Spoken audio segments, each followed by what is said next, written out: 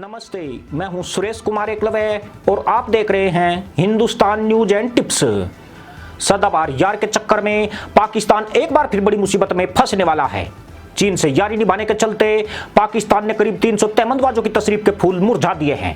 ये वही तहमंदबाज है जो इमरान सरकार के झांसे में आकर नई टोपी सिलाकर मैदान में आए थे, मगर अब इनका तियापाचा उठकर ये कभी भी हुरों की खोज में प्रस्थान कर सकते हैं।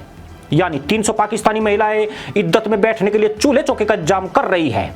यह सब इसलिए होने वाला है क्योंकि चीन ने अपनी वैक्सीन के तीसरे फेज के लिए जिन 300 मुल्लाओं की कुर्बानी मांगी थी, उनकी कुर्बानी पूरी हो चुकी है और चीन की वैक्सीन के तृतीय चरण में बेहद घातक परिणाम सामने आए हैं। पाकिस्तान में वैक्सीन ट्रायल के लिए चीन ने इमरान सरकार को सबसे पहले वैक्सीन देने का झांसा दिया था। उसने जून महीने में पाकिस्तान से इस संबंध में बातचीत की थी, जिसके बाद इमरान खान ने चीन को खुशी खुशी इसकी इजाजत दे दी। पाकिस्तान इस जोखिम को उठाने के लिए इसलिए भी तैयार हुआ क्योंकि वह चीन को खुश करने के मौके की तलाश कर रहा था, ताकि चीन से उसे और ज्यादा मदद मिल सके। इसी लालच में इमरान सरकार ने पाकिस्तान की मुल्लाओं की बलि देने से भी गुरेज नहीं किया, मगर इस चीनी वैक्सीन के परिणाम बेहद ही खतरनाक साबित हुए हैं।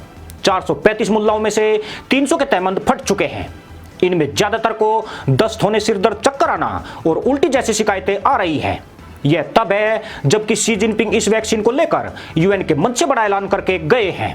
पाकिस्तानी टोपीबाजों की हालत गंभीर बनी हुई है। इन लोगों का कहना है कि कोविड-19 के टीके की पहली खुराक के बाद कुछ नहीं हुआ, मगर दूसरी डोज के बाद उनको चक्कर आने लगे। फिर 2 दिन बाद दस्त और उल्टी भी शुरू हो गई। यानी पिछवाड़ा उठाओ गिराओ की एक्सरसाइज घर में ही चल रही है। इसका मतलब यह है कि ड्रैगन से जितनी नजदीक आप बढ़ाओगे, तशरीफ पर वजन भी उतना ही बढ़ता जाएगा। मजे की बात यह है कि इन मुल्लाओं को टीकाकरण करने के बाद चीनी साइंटिस्ट लापता हो गए हैं और इस वक्त इनकी सुध लेने वाला कोई नहीं है। वैसे इन्हें खुद अपनी सुध नहीं है, क्योंकि एक पैर पैखाने में है, दूसरा पैर हैंडपंप के नीचे है। दरअसल चीन ने अंतिम नियामक स्वीकृति मिलने से पहले ही पाकिस्तानी मुल्लाओं को वैक्सीन की डोज दे दी थी। चीन के इस कदम को लेकर पाकिस्तान में आचार संहिता और सुरक्षा संबंधी सवाल भी उठ रहे हैं। हालांकि इससे पहले चीनी कंपनियों ने ह्यूमन ट्रायल से पहले अपने शीर्ष अधिकारियों और रिसर्चर्स को जांच की खुराक देने का वादा किया था, मगर खबर है कि वह चीन का सिर्फ प्रोपेगेंडा मात्र था। उसने पाकिस्तान और यूएई जैसे मुस्लिम देशों के वॉलंटियर को बहलाने के लिए ऐसा झूठा दावा किया था। गौरतलब है कि चीन और यूएई भी संयुक्त रूप से कोविड-19 की वैक्सीन पर काम कर रहे हैं, परंतु अब जिस तरह से चीनी वैक्सीनों ने तहमंदबाजों के तहमंद फाड़े हैं, चीन ने फिर से अपनी वैक्सीन की सुरक्षा संबंधी जांच करने की बात कही है। वैसे भी जब तक यह जांच होगी, पाकिस्तान में विधवाओं की संख्या बढ़ चुकी होगी। चीन की इस वक्त कोरोना वैक्सीन की 3 वैक्सीन ह्यूमन ट्रायल के अलग अलग स्टेज में है। चीन की सरकारी कंपनी सिनोफार्म ने कोरोना वायरस के इनएक्टिवेटेड पार्टिकल्स का इस्तेमाल करके 2 वैक्सीन बनाई है। पार्टिकल को इनएक्टिवेट इसलिए किया जाता है ताकि वह बीमारी ना फैला सके।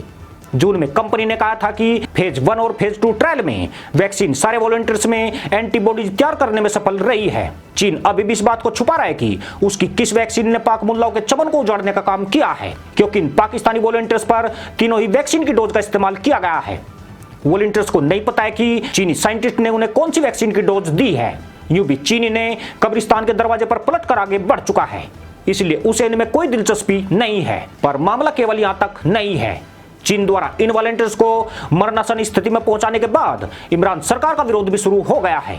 जो लोग आज चीन के खिलाफ मुखर हो रहे हैं, उन्होंने 2 महीने पहले भी इमरान सरकार द्वारा चीन को पाकिस्तान में वैक्सीन ट्रायल की अनुमति देने पर विरोध किया था, मगर इमरान खान चीन से कर्ज पाने की लत के चलते जाहिल मुल्लाओं की बलि देने को तैयार हो गए थे। कहने वाले तो यह भी कहते हैं कि इस वैक्सीन ट्रायल घोटाले में पाक सेना भी शामिल थी। इस ट्रायल के लिए पाक फौज द्वारा चीन से सौदेबाजी की खबरें भी बीच बीच में आती रही है, जिसमें ऐसे आरोप लगे हैं कि पाक फौज ने प्रति पाकिस्तानी वॉलंटियर्स के बदले चीन से अच्छी खासी रकम वसूल की है।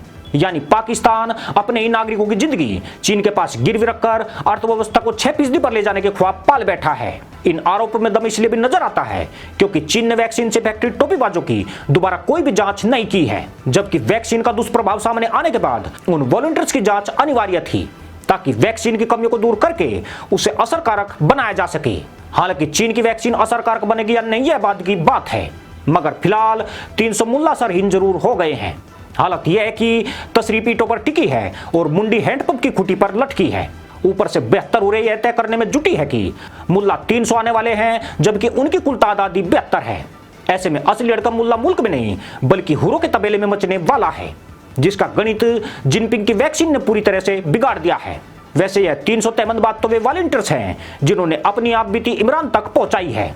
कुछ ऐसे टोपीबाज भी हो सकते हैं जो पैक खाने से ज्यादा दूर जाने की सोच ही नहीं पा रहे हो। इसलिए आने वाले दिनों में कुछ ऐसे चीन के यार सामने आ सकते हैं जिन्होंने बिस्मिल्लाह करके चीन की वैक्सीन की डोज तो ले ली, मगर बाद में रहमतुल्लाह हो गई। चीन के नेशनल फार्मास्यूटिकल्स ग्रुप सिनोफार्म ने कराची यूनिवर्सिटी के जिस international centre for chemical and biological sciences के साथ ट्रायल का यह समझौता किया था, अब उसके अधिकारी भी मुल्लाओं की खराब हालत पर मौन धारण कर चुके हैं। चीन ने इन अधिकारियों को लालच दिया था कि अगर वैक्सीन असरदार होती है तो उसके उत्पादन की शुरुआत में ही पाकिस्तान की 20% आबादी के लिए वैक्सीन दी जाएगी, यानी पाक की मदरसा पैदाइश को 4 करोड़ खुराक देने का वादा था।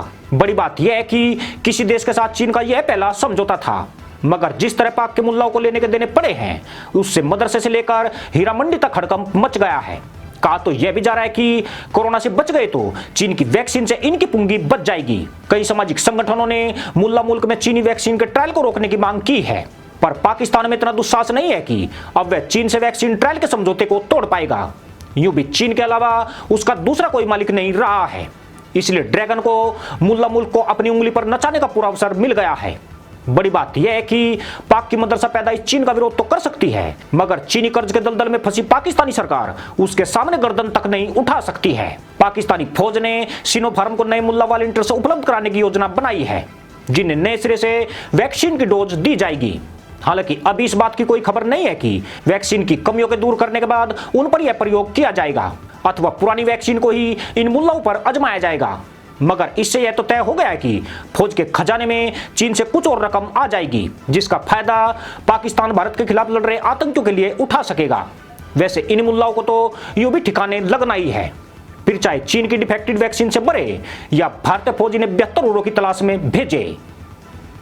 इसी के साथ अनुमति दोस्तों, जय जवान जय किसान जय हिंद वंदे मातरम। जो इस तरीके से हमारी हॉस्पिटल्स का माहौल खराब करते हैं, छोटे से बच्चे हैं, फूलों की तरह उनकी जानें हैं, ये वायरस जहां पर उड़ता है सामने जाता है। क्या हमारे बच्चे मरेंगे? कोरोना वायरस भी इतना डैमेज हमारे बच्चों को हमें नहीं करेगा जितनी हुकूमत की ये जो नाअहली है वो करेगी।